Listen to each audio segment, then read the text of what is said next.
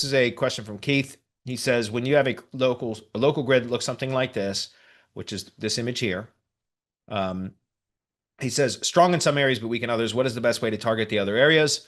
This is a major city, and uh, the ratings are 1 kilometer apart. So meaning each one of these nodes are 1 kilometer in distance apart. He's saying, should I add some location content for those specific areas? These would be streets or urban neighborhoods, or just add, or excuse me, or add driving instructions from those locations to shop. Grateful for any suggestions. Okay, so driving directions, driving instructions, whatever, and then having that map and kind of embedding that map on pages and things like that. That used to be really effective. I don't know if it still is so much. If David Morgan was here today, he would probably be able to chime in on that because I know he does a lot of still does a lot of stuff with my maps and driving directions and things that have I really don't do in my services anymore. Um, I'm sure that when done properly, doing the driving direction thing still works. It's not something that I've done in any of my agency services or in my SEO, my kind of flavor of SEO. I haven't done anything like that in several years now because we just focus more on the relevant side of things and pushing proper relevance and building brand authority, branded location authority, and that kind of stuff. Not saying that that won't work. I'm just saying I don't do that, the driving directions things with the maps and stuff like that. I personally, I don't do it. I'm not saying it doesn't work. I just don't do it. So I don't know how to give you um, proper guidance on using that type of a method. I'll give you the method that I do, though. I'm perfectly happy sharing that on this Hump Day Hangout because I think it's valuable and I know it works. Okay. It's going to require a little bit of content, publishing of content from well, on the main website, publishing blogs or not blogs, pages. Well, they can be posts, but whatever. Publishing pages to target neighborhoods. I'm going to give a very specific example here, not in your area, but I'm just going to use Phoenix, Arizona, as an example to kind of demonstrate what it is that I'm about to describe here. Okay, and the reason I'm using Phoenix is because I just did a full SEO audit for a link building client within the last 2 days or so, or 3 days, and they were in Phoenix. It might have been a competitive link analysis report, but in any case, it was an audit or a competitive link analysis report. And their client that because remember, my clients are SEO agencies or consultants, et cetera. So their clients, GBP, it's in the city of Phoenix, but the city of Phoenix is very big, and there's neighborhoods or like designated neighborhoods that are entities, like location entities. They have their own official Wikipedia page, et cetera. And so there's ways, and that's also like in other large cities, like for example, Houston or Austin and things like that. You can find oftentimes uh, uh, districts or communities or whatever they title them as, they label them as a district, a community, a neighborhood, whatever. But you can find sections of the city, which are smaller regions, geographic regions within the city. So, I mean, obviously, a very obvious example would be like the boroughs of New York City. It's all still New York City, but there's the Bronx and Brooklyn and blah blah blah. You see what I'm saying? So that's where you can then get a little bit more granular by then adding, if you have a top level city page for the main city that you're trying to rank in, then you can create as child pages or posts within posts placed within that city category or child pages as child pages under the parent city page for the specific cities or neighborhoods or districts or boroughs or whatever it is that they call them. Okay. And then by doing that, you've added location relevance to the main website and the internal linking between and how you internally link the top level city page with the supporting location pages and vice versa. How you link from the supporting location page is up to the top level service location page, city location page. That matters too. And so we'll talk about that in a minute. I'll kind of thoroughly more explain this and provide a specific example in just a minute. Okay. Conceptually, I want to talk about it first. So that's number one. Number two, now that you have each of those supporting location pages that are properly nested under the appropriate city page, right? Whether that, again, that's a post or a child page, depending on how you structure it, it doesn't matter. It all accomplishes the same thing. Now you've got what you would want to do is publish Google business posts, two for each neighborhood, district, borough, etc., that you create the additional supporting location pages for. You're going to publish a minimum of 2 posts per each one of those locations. Why? Because one of them is going for each initial sub-supporting location page, you summarize the text of the page into the post body of the GB post, It's only, I think, 1,500 characters. So that's about 200 to 250 words, somewhere in that range. Okay. So you just use AI to summarize the text of the page. And now you post that summary with a, call to action. Always do that anyway. And then you're going to use the learn more button to link directly to that supporting location page on the money site. Then you're going to post a second post that's going to link to the top level city page to make the connection, where you're still going to reference that neighborhood or borough, district, whatever name, the smaller region within the larger city. You're still going to reference that in the first line of text of each of the GB posts, because that's the most important place for it in the GB post, the first line of text. So you're going to associate the neighborhood, borough, community, district, whatever name with the top level city. And then it basically just a summary of the page that it's linking to, which is a page optimized for that borough, district, neighborhood, whatever it is. You understand? And that CTA button, learn more, should link from the GB post to that post URL or page URL, whatever it is. Then you're going to do it again, the second one with a, reworded text, but still referencing that location in the first line of text of the post. And then you're going to link to the top level city page. You understand what you're doing is you're creating a connection and association. It's already been established on the site through the hierarchy of the pages, right? The way that you've structured those pages as child pages or posts within a particular category, again, depending on how it all accomplishes the same thing. You've established it there. Now you're establishing it on the GBP, and you're making a direct link connection between the website and the GBP, thereby validating the information on both sources. Does that make sense? You're creating agreement, corroboration between the GBP and the money site.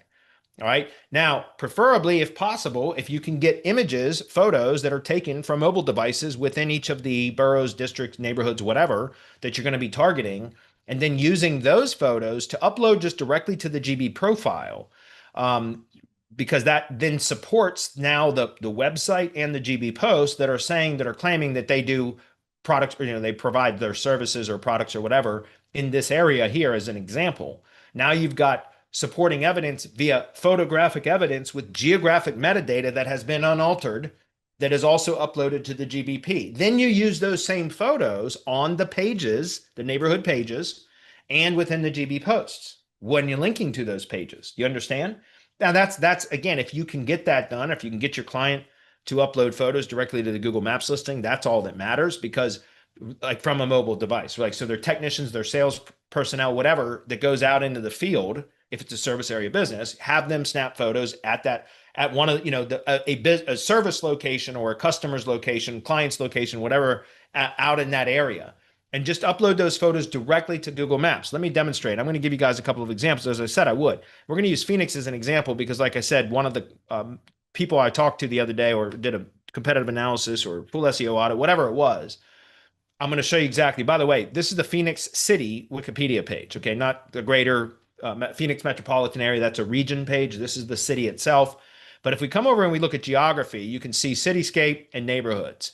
And here's a map of the neighborhoods with, these are the neighborhoods that have actual entity. They're considered entities because they have a Wikipedia page. It's a person, place, or thing as an entity. And when it's got a Wikipedia page, it means it's officially recognized as an entity, at least by Wikipedia, which means Google will recognize it as an entity as well. So this, which you call a location entity, right?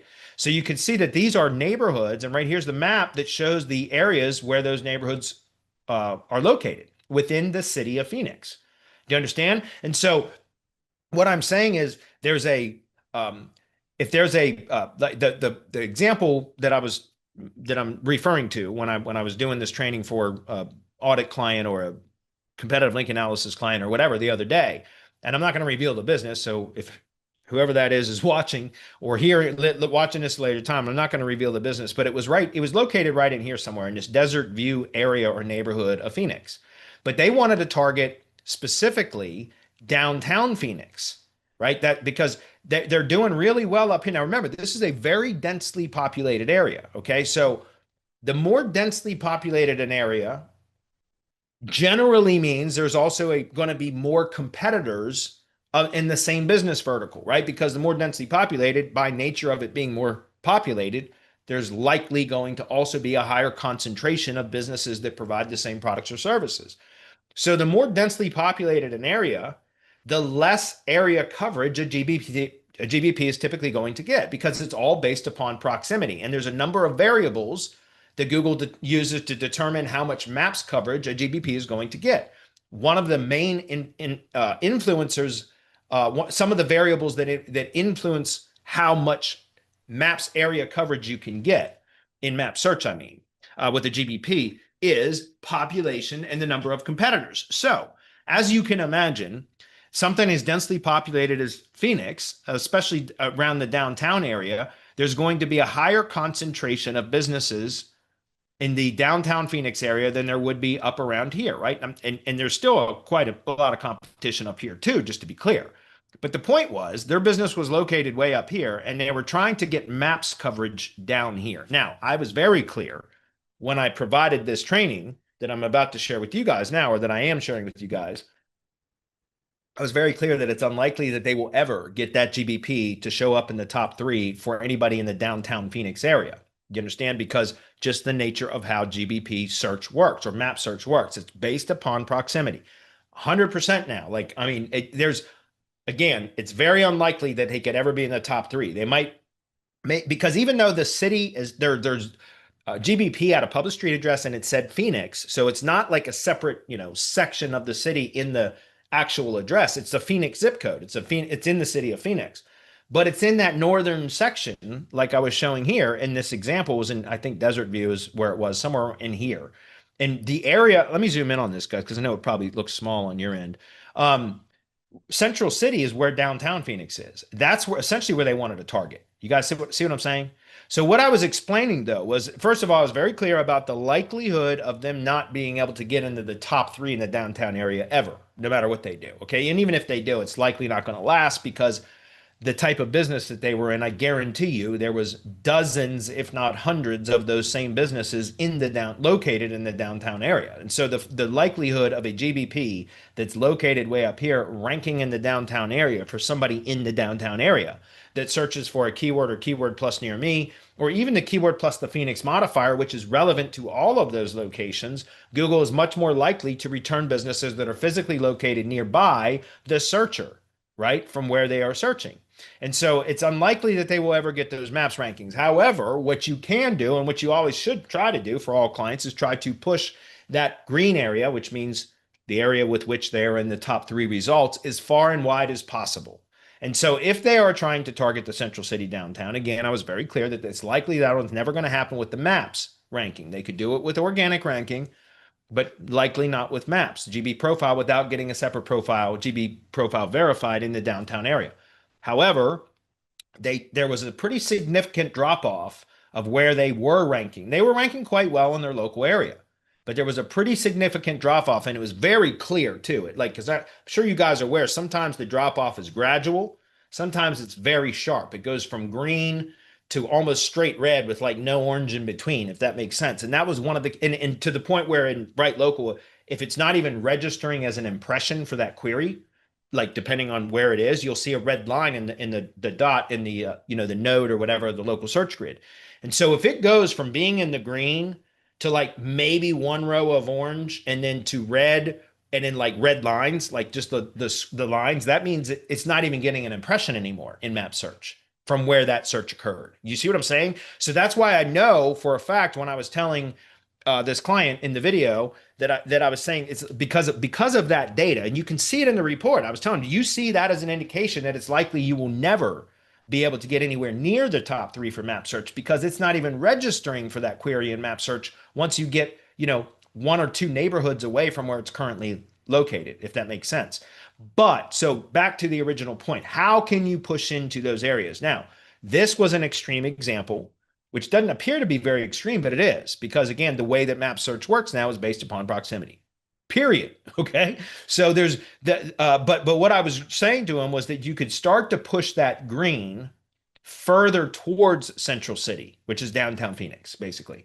To the extent with which you can push the green area, we don't know without targeted testing, right? Without doing it and just seeing where it is. There's always going to be an invisible barrier or a visible boundary, so to speak, of where Google thinks it's appropriate for a GB profile to rank or to give it, in the top 3, I mean, okay. And even when you can, which by the way, you can brute force past some of these limitations, But it's usually very temporary, meaning you could do a ton of link building and things like that, ton of CTR perhaps, whatever, and sometimes push into those areas that are typically not allowed, or the Google doesn't typically allow a Google business profile to rank in the top 3 because of the proximity variable. Sometimes you can still get into those though, but usually it doesn't last very long. Like it's it's an enormous amount of work and resources to keep it there.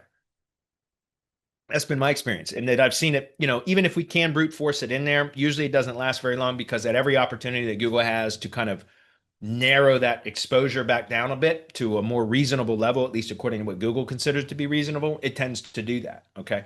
So that's been my experience. And so what I would typically recommend is, as far as like linking or trying to build, like I said, I don't do like the driving direction stuff and all that kind of stuff. And I really don't do a lot of CTR anymore because not with apps. If I'm doing CTR, I will buy Google Ads. I call it proximity push. I've been calling it that for years, as buying Google Ads traffic using the display network, where I can set my geographic targeting, preferably with a relevant audience segment, right? So like an in-market segment, such as in my industry, there's the in-market, meaning they're in the people, the Google users that Google places into this defined audience segment, predefined audience segment, are likely in market based upon their search history, et cetera, the places that they visit, the website, the searches that they've done, the websites that they visit, the physical locations that they visited, all that kind of stuff that Google determines that they are likely in market for lawn and landscaping services or home improvement services, with a sub target. There's kind of a subcategory for targeting for lawn and landscaping services. And so for in the tree service industry, I will set geographic targeting. So for example, if I had a tree service company in Desert View that was trying to rank down or trying to get maps exposure down in Central City, or which downtown Phoenix, I mean, then what I would do is I would set up some CTR campaigns where I would create a very tight geographic radius targeting function in Google Ads using display ads. And I would select an in-market segment for lawn and land, or excuse me, home improvement services, lawn and landscaping. So that's a subcategory of home improvement services.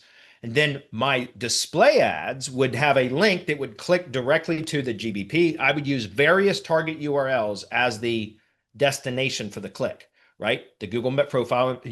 Seriously, you have to take the long Google Maps URL, the long, ugly one with all the latitude and longitude and everything. You have to use that one in the Google ad because you can't do a redirect. But you can use that. You can send link clicks from a Google ad, a display ad, directly to the Google profile map, right? The Google Maps listing. You can send it to a modified search query string, like a google.com question mark equals, and in the query where you can add a branded search query, brand plus keyword. So like tree service, or brand plus a location modifier, right? So if tree service is in the name and then you add the location modifier, now you're getting the association between the brand and the location. And you can simulate almost a search and click signal from a, manipulating a search URL and then sending clicks to it, right? That's another way to do it. So there's a number of things that you can do where you're buying Google user traffic from a narrowly defined geographic area, from an in-market or in-segment, whatever, audience. In-market segment is what I recommend, or you can create a custom segment, a custom audience, custom segment, whatever it's called in Google Ads now. And then those people that are perform those clicks Google knows their history. That's why Google put them into that predefined audience segment, right? So Google knows that they're in the area. That's why you set geographic targeting. And then Google knows that they are likely in that market for whatever the product services are. So when you receive that click is weighted significantly heavier than just some random click out there, or some click that ran through a bot and some mobile proxies and everything else to spoof like it was an actual local consumer click, right? It's a different way to kind of do CTR. And that's really the only way that I like to do it when it's needed, when I'm trying to do, like, otherwise I'm just going to use one of the CTR apps that integrates with Search Console so it doesn't over optimize the campaign and send too many signals and all that kind of stuff. But that's one of the things that I would recommend if needed. But that's very hard to scale. And that's part of the reason why I only do that when it's absolutely necessary. If I've got a particular client where there's, an area that they really want to target, and we're having trouble getting results with the normal methods, then I will go set up a Google Ads campaign for that. And like I said, it's a bit more manual. It's not really easy to scale. That's why it's not something that I do as standard operating procedure. In fact, let me just double check this. I had local ops open earlier. I'm going to open that up really quickly because I believe I even referenced that in the local ops training system. This is what I was just talking about earlier. Yeah, it's down here, proximity push, CTR. This is exactly the method I was just talking about right here, right? So to get back to what the original question was, I know I spent a lot of time on that, but I figured this would be a really good opportunity to train about this. The method that I would use for this would be to go, do some research about the city that your client is in. Um, Identify how they break it down. I think it even said in the question by boroughs or neighborhoods or whatever, or would be streets and urban neighborhoods. Yeah, you can break it down by that. Preferably if you can identify those that have Wikipedia pages, which means they're recognized as a location entity. That makes it even better. But even if not, like just for example, you could go to a search for something like, I'm just going to use Phoenix again because that's the example we've been using for today's training. Phoenix. Neighborhoods in Phoenix. I'm going to go to Google search. And there's a couple of them. Homes.com is one of them. Another one is called Neighborhood Scout. I don't know if I see that right off the top here, but another one is Neighborhood Scout, where you can, again, preferably you want to use, you know, uh, location entities or those that have a Wikipedia page, right? Official location entities if possible. But you can still also try that as supporting pages or posts with kind of neighborhoods. So like I was going to show you homes right here, homes.com. You can reference some of these as well. A lot of the times what I will do with these though is instead of creating separate pages for neighborhoods, I will determine where the neighborhood is within one of these, neighborhoods or whatever they call these in Phoenix, right? Where are these housing communities located within these defined neighborhoods? And then what I would do is on that neighborhood or supporting location page, I would reference just a mention of the housing communities, developments, whatever, that are located within that specific neighborhood or borough, district, whatever. Do you see what I'm saying? Because that's just adding more geo-relevance to where that housing community is located, which is contained within one of these districts or neighborhoods or communities or whatever. That's clear. So the point here is you publish the content on the money site in the proper hierarchy, right? Nested under the appropriate top level page. From the top level page, once you've got all of your supporting location pages created, you're going to want to create an internal link element within the main content body. So it's a contextual link, not a navigation type of link, within the main content body of the top level city page. And then you're going to reference like the neighborhoods or communities, boroughs, districts, whatever it's called, in the Phoenix area that we serve, right? Or in the city of Phoenix that we serve, or however you want to word it. Basically, it's an H2 statement that would introduce that internal link element. Then from there, I would just have a little table, right, with bullet points that are with the names of the neighborhoods, town, city, whatever they are, neighborhoods, communities, whatever, with H3 anchor text links. Because now you have an H2 statement with H3 anchor text, H3 locations that are in H3 within H3 formatting that support the statement that the H2 made. And because the link is an H3 anchor text link, it's given a little bit more significance, right? Google, there's more significance to a link when it's the anchor text is a H tag, some sort of a heading or subheading, than it is when it's just regular paragraph text, right? So it's a signal to Google that those are very important. And now it's an internal link from the top level city page down to each of the supporting location pages. Vice versa, on each of the supporting location pages, you want to have an internal link back up to the top level city page. Now you can also link to, if wanted, if desired, to the other sibling supporting location pages. So there can be internal links between those supporting location pages as well if you want, but doesn't have to be. The most important thing is to have a link back from that content body, a contextual link with it from the supporting location page back up to the top level page.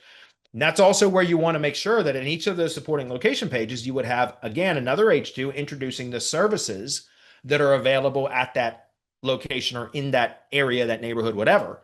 And then that would be the internal link element that's going to list and link to with H3 anchor text links to the top level service pages. So now what you've done is you've created an association between each one of the neighborhoods and the specific services, right? And now through the supporting location pages, supporting location pages have clearly shown the connection in the hierarchy, the association with the top level city because of the internal linking.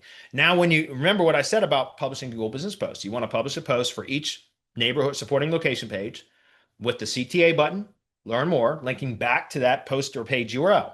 Then you want to publish this, not the same post, but reword it, whatever, basically another post with optimized for that same neighborhood and link that with the CTA button to the top level city page. Now you've created kind of like, again, a co-citation link wheel between Google Business Profile and the main money site. And the way the internal linking is done on the main money site, when you build a link to one of the supporting location page, what happens? It flows up to the top level location page and to all the relevant services that are available in that specific neighborhood area or whatever. And when you build a link to the top level city page, what happens? It flows down to all of the supporting location pages and also to all the service pages that are relevant to that area or those locations. So it's a way to create internal link wheels, but also do it with Google Business Profile and create all this data with, again, if you incorporate the images, if you can get the client to do that, which I started to show you that and I didn't. So let me just grab this very quickly and just say, I'm just going to say plumber in Phoenix, just as an example. Okay. And God damn it, I got to reset my browser settings. I don't know why I still have this on Bing. Let's just pick this guy here, Maloney Plumbing and Drain Services, right? If we don't, you don't have to, let's got, this is a shorter name. Let's go, never mind. We'll go with that one. Okay. I'm just going to copy that. If the client has personnel that go out into the field, what I'm telling you is to ask them to take photos when they go out to a sales call or to, provide the service. If it's, like a plumber, they go out to do plumbing services, the customer location, or, I don't know what business you're in, but in any case, if it's a service area business where the business goes out to the customer location, then when they go out to that area, like this back in this screenshot, the area that's not like, let's use that as an example, that's not performing as well. Okay, go out there, take some photos at the job site or the client's location, whatever it is, take some photos.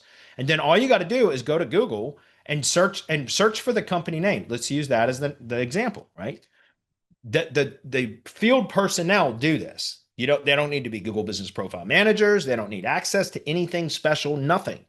Just go to Google Maps, search for the company name, open it up in Maps, and then you can add photos and video. Anybody can do that, right? I'm not logged in. That's why it's not letting me, or it might even let me, but it's going to prompt me to log in. See, I'm not logged in this browser, but anybody can add photos, right? Anybody can add photos to this GBP, this Maps listing.